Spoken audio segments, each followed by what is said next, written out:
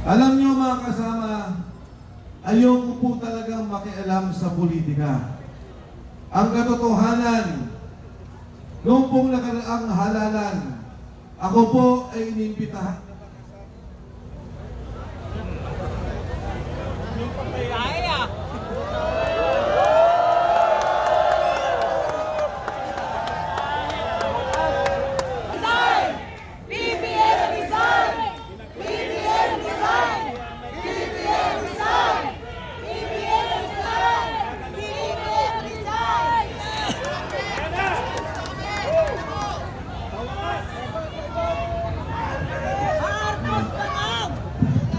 Hello, hello. Ayan na.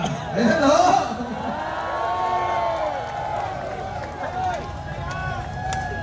Anong palagay nyo? Sinasabotahin na po ba tayo?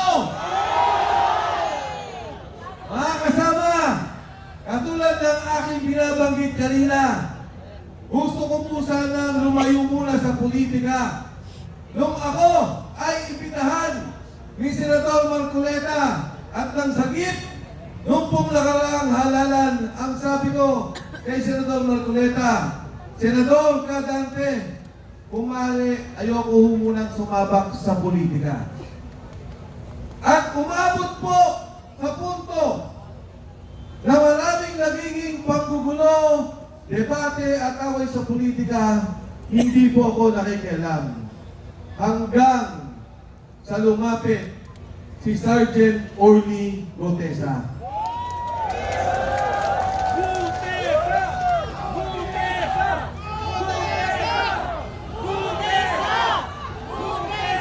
Si Sergeant Orly Gotesa po, lumapit sa akin, ang sabi, dahil nung panahon na yun, chairman ng Blue Ribbon Committee, si Senator Dante Marcoleta.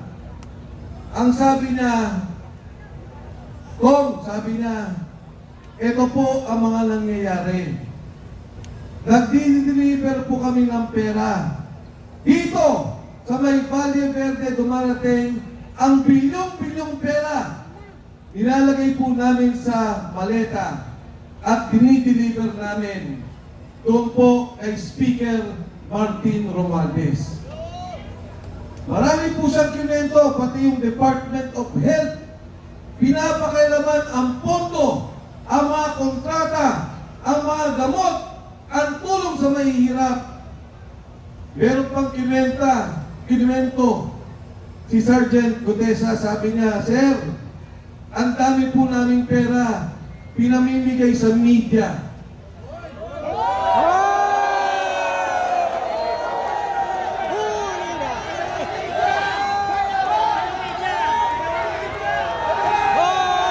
Ang sabi ko, Sergeant Gotesa, mas maganda na ikwento mo yan kay Senador Marcoleta.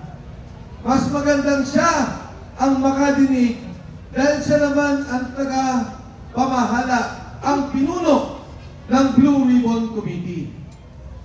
Kaya po nagkita kami. Sabi ko kay Senador Marcoleta, Kadante, pakinggan mo lang. Sabi niya, Mike, totoo ba yan? Yan bang taong yan kilala mo? Sabi ko, pakinggan mo. Dinggin mo ako ano sasabihin niya at magugulat ka. Nakita po kami, kinwento ni Sergeant Gotesa kung ano yung ginagawa nila na bigayan ng pera. Ang katunayan mo, ngayon ko lang nalaman na yung isang maleta pala kaya maglaman ng 48 million pesos. At yung pala pong 1 milyong piso, ang kalagahang bigat ay 1 kilo. Hindi na po sila nagbibilangan ng pera. Kinikilo ang pera para malaman kung magkano. Kilo! Magugulat kayo nung kinento niya. Di siyempre, isang delivery, 2.5 billion pesos ang dineliver. Inaakyat sa bahay ni Saldico, wala po Valle Verde. May bahay si Saldico. Doon po kinikilo pera, pinipilang, ilalagay sa maleta. Dadalhin sa bahay ni Saldico, dyan po sa Shangri-La Horizon sa BGC. Inaakyat lahat ng maleta at pinababa muli.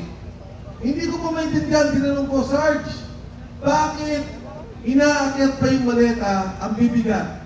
Pagkatapos ibababa muli. Sabi niya, Sir, hindi ko rin po alam. Pero ganun po ang aming ginagawa. Ngayon ko lang napagtuntun. Ngayon pa lang mga maleta, kinukunan ng litrato para malaman ang delivery kay Speaker Martin Romualdez.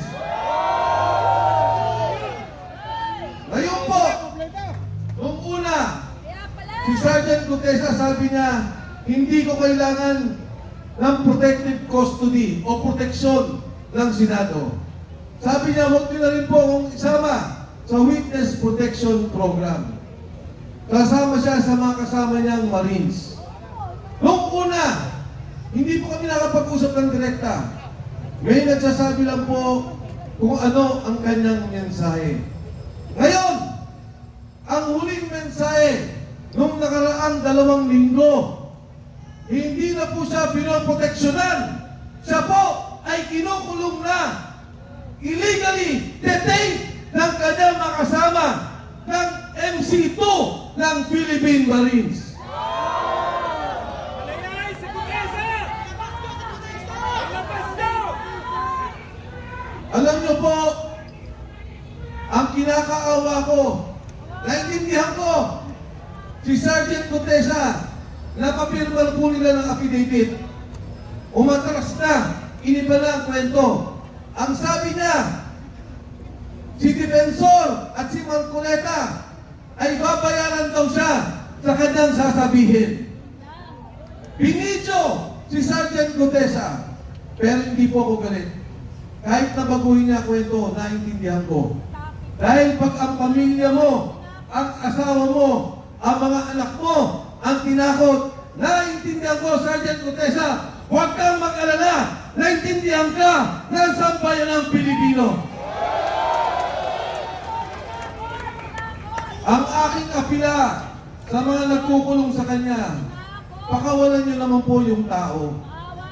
Total naman, napapirma niyo na. Nagbago na ng salita. Total naman, na-video nun niya.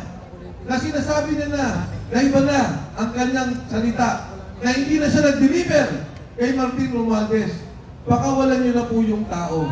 Dahil yung tao, hindi nakinabang kahit sino sa kawalangyaan, sa korupsyon na nakikita natin sa gobyerno. Yung kay Sergeant Gutesa, konsensya, nalulunod yung kanyang kamag-anakan, yung mga kasama ng sundalo, nalunod yung pamilya sa Bicol, binabaha, nawalan ng negosyo, nawalan ng pangkabuhayan. Pero ni Cinco, hindi ang kumita. Hindi ang congressman, hindi ang senador, hindi ang contractor, hindi ang DPWH. Nag-deliver lang yan ng pera at na konsensya sa nakikita niyang nakawan sa sambayan ng Pilipino. Mga kasama, kahapon lang, yung pamilya niya, inilipat na namin ang bahay dahil binabantayan din. Bakit? Dahil si Saldico, sinabi niya, totoo ang sinasabi ni Gutesa.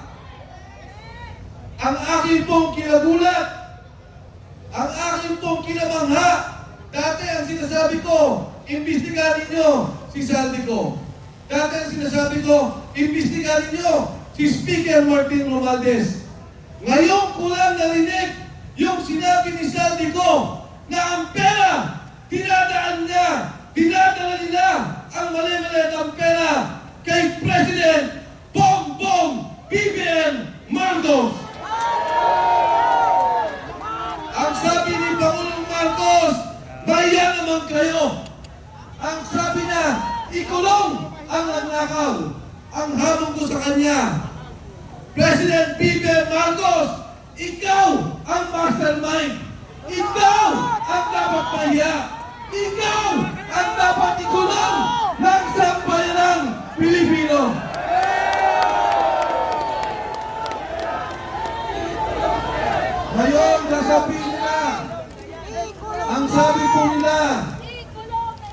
Saldico, umuwi ka.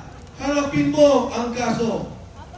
Ngayon, ang sabi nila, may kaso na si Saldico.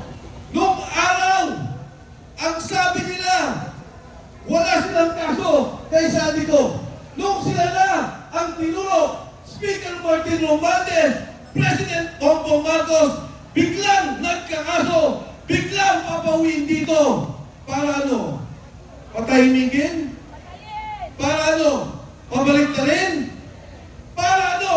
Patayin at mawala na ang tunay na mastermind, ang tunay na nagbebenepisyo sa korupsyon, pondo ng sambayanang Pilipino.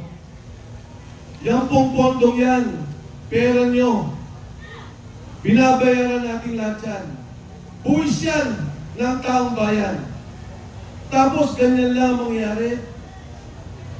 Paano ang edukasyon? Yung pilit kinunan na yung pondo. Paano ang mga ospital? Hirap na ang mga Pilipino. Pero ngayon narinig natin, bilyon-bilyon ang nawawalang pondo. Ngayon o, yung mag-asawang Paul Estrada, ito yung assistant ni Saldico. Anong ginawa nila? Ibinyahe, papalabas. Yung Paul Estrada na konsensya. Yung kanyang asawa po, tumawag at sinabing gusto na nilang umuwi. Ano pong ginawa? Binugbog! Pagkatapos inilipad sa Chile.